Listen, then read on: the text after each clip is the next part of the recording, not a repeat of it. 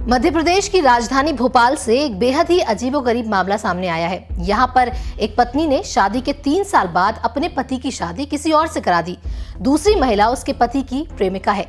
ये बात सुनने में बेशक अटपटी लगती है, क्योंकि ज्यादातर पत्नियां अपने पति के विवाहेतर संबंध सामने आने पर उनसे लड़ती है और पति को उसकी प्रेमिका के चंगुल से छुड़ाने के लिए कुछ भी कर गुजर जाती हैं।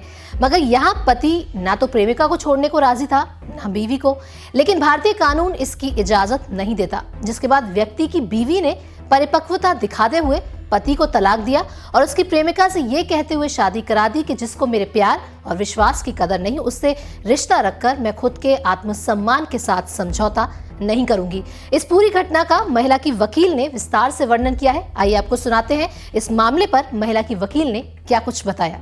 ये स्थिति थी कि एक व्यक्ति मेरे ऑफिस में आए, एक महिला मित्र के साथ में। उन्होंने मुझसे परामर्श और कानूनी रूप से मेरी सहायता मांगी थी। एक एडवाइस चाहते थे कि 3 साल उनके विवाह को हुए हैं और लगभग 17-18 महीने से उनका किसी अन्य महिला मित्र के साथ में भावनात्मक संबंध है। अब भावनात्मक संबंध होने की जो जानकारी है वो पत्नी को नहीं है और जो गर्लफ्रेंड है उसने सुसाइड करने की कोशिश की कि मैं तुम्हारे बगैर नहीं जी पा रही हूँ, ये कहते हुए। तो व्यक्ति का ये कहना था कि बहुत मुश्किल से उसकी जान बची है और अब उस स्थिति में मुझे एहसास हुआ कि मैं अपनी महिला मित्र के बगैर नहीं रह सकता, और क्योंकि मेरी पत्नी बहुत अच्छी हैं तो इस वजह से मैं पत्नी को भी नहीं छोड़ सकता। मुझे पत्नी से कोई शिकायत नहीं है।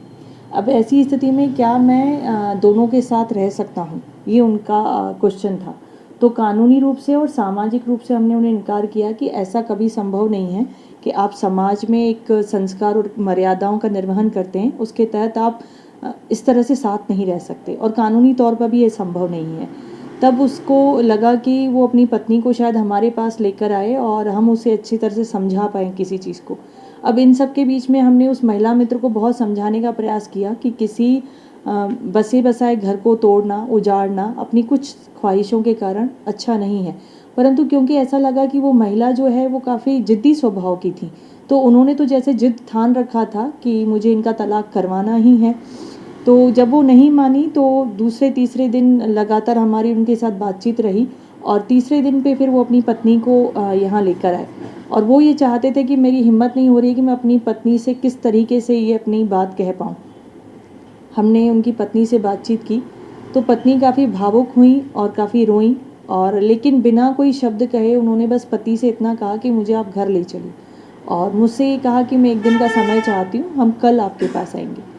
और दूसरे दिन जब वो तीनों लोग मेरे ऑफिस में आए, उसमें से जो महिला मित्र थी वो अभी अंदर नहीं आई थी, वो बाहर बैठी थी, और दोनों पति पत्नी ने साथ में बैठकर जो बातचीत हुई हमारे सामने, तो पत्नी का ये कहना था कि इतना समर्पण के बाद भी यदि मेरे पति के जीवन में किसी अन्य महिला के लिए कोई स्थान शेष है तो मुझे इस तरीके के रिश्ते में एक अनचाही वस्तु बनकर रहना स्वीकार नहीं है।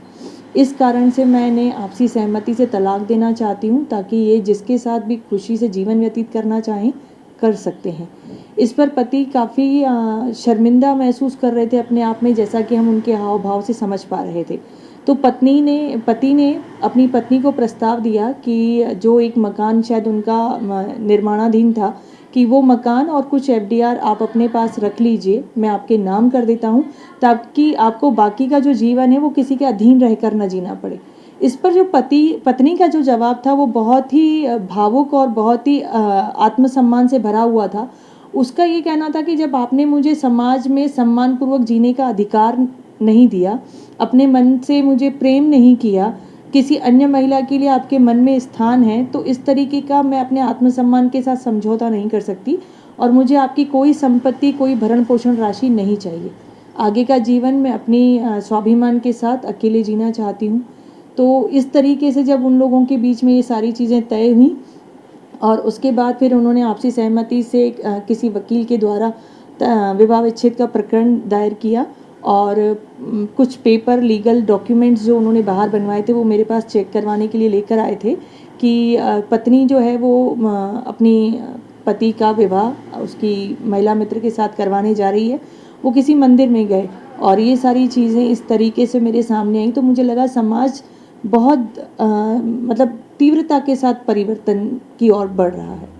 अक्सर ऐसे मामलों में देखा जाता है कि दो लोग जिन्होंने 7 जन्मों तक साथ निभाने की कस्में खाई, वो सारे वादे भुला एक दूसरे की जान और सम्मान को चोट पहुंचाने में कोई कसर नहीं छोड़ते। लेकिन भोपाल का ये मामला हम सभी को सीख देने लायक है। जानिए क्यों। एक्स्ट्रा मैरिटल अफेयर होना कोई नई बात नहीं है और एक्स्ट्रा मैरिटल अफेयर के बाद जो पत्नियां हैं वो अपने सामान्यतः जो देखा जाता है अपने अधिकार जो कानूनी और सामाजिक का बहुत ज़्यादा इस्तेमाल करके और इन सब चीज़ों को विवादित बना देते हैं। अब यहीं पर अगर कहें तो अगर जो मेरा व्यक्तिगत अनुभव है वो ये था कि अगर मान लीजिए कि किसी व्यक्ति को किसी अन्य से प्रेम है, भावात्मक संबंध है, ऐसी स्थिति में आप उससे कितना जोर जबरदस्ती कर लीजिए, वो लोग मानते नहीं हैं। अब ऐसी स्थिति में अगर हम अपने रिश्तों को मजाक बनाएं, कानून के कटघरे में ले जाएं, तो कानूनी प्रक्रिया बहुत जटिल और बहुत लंबी होती है और वहाँ पर जाने के बाद भी मतलब अगर किसी व्यक्ति ने ठान लिया है कि मुझे इस रिश्ते में रहना ही नहीं है तो आप उसे मजबूर नहीं कर सकते। कुटुंब न्यायालय भी पति पत्नी को एक साथ रहने के लिए मजबूर नहीं कर सकता। हम समझाइश दे सकते हैं परंतु एक साथ रहने के लिए मजबूर नहीं कर सकते। अब ऐसी स्थिति में उस महिला का जो निर्णय है वो बहुत परिपक्वतापूर्ण है क्योंकि उसे कहीं ना कहीं उसने जब घर जाके पति से बात की होगी और पति को टटोला होगा उसने कि क्या संभव है कि ये उस महिला मित्र को छोड़ दें।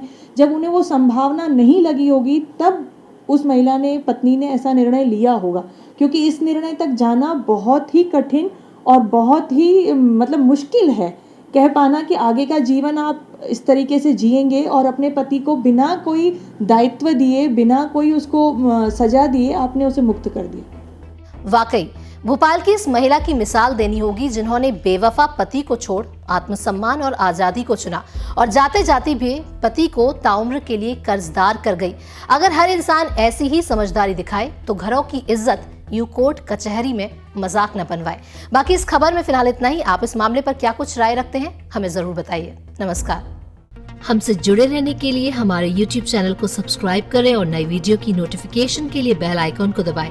अगर आप ये वीडियो Facebook पर देख रहे हैं तो लाइक जरूर करें और ज्यादा से ज्यादा शेयर करें। धन्यवाद।